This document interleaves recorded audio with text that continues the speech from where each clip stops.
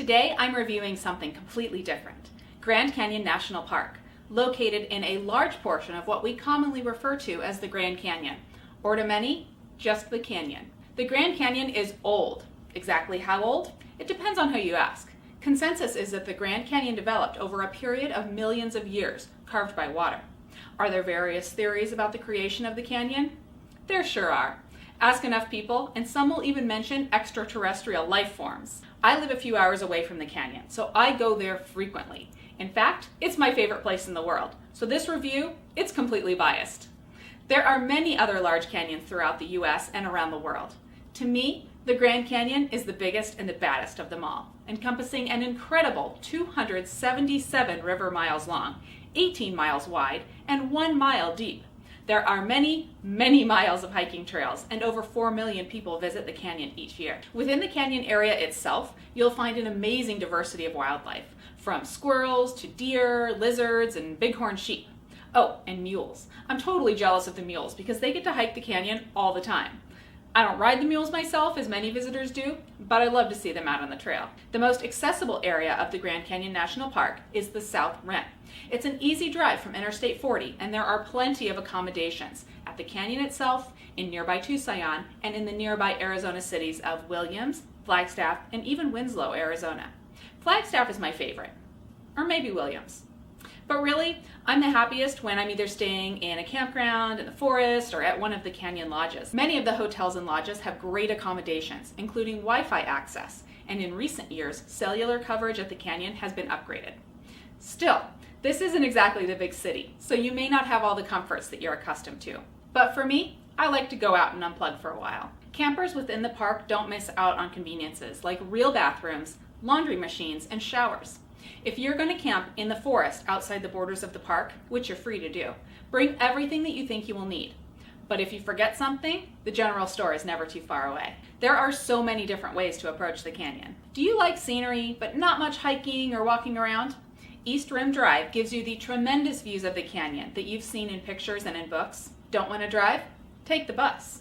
If you want to do some light hiking, try the Rim Trail.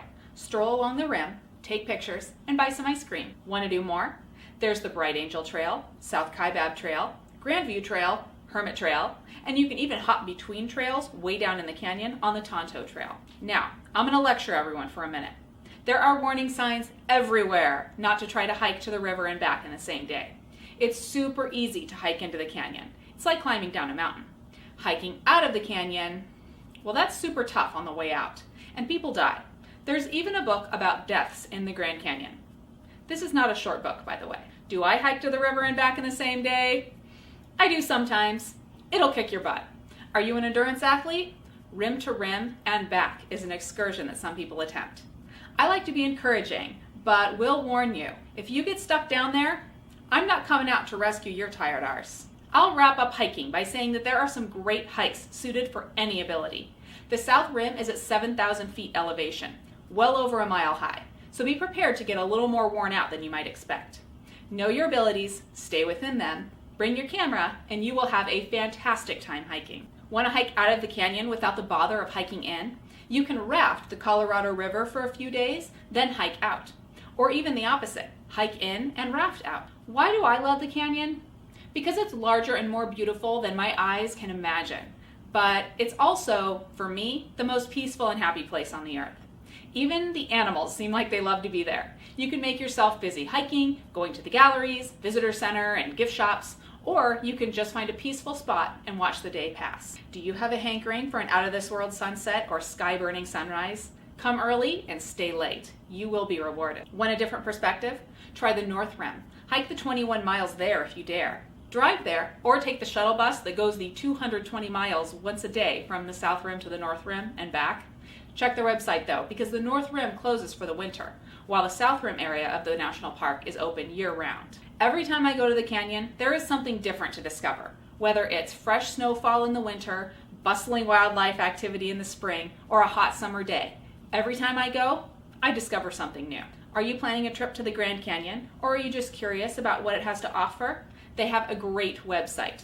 And of course, Send your questions to me anytime to secrets@snapchick.com, and I'll do my best to help you plan your next trip to this amazing place. So, to wrap up my review on the Grand Canyon, awesome, mind-boggling, and beyond beautiful. The bad news is that you can't take it home with you. The good news is that I have a feeling that it's going to be there for all of us for quite a long time.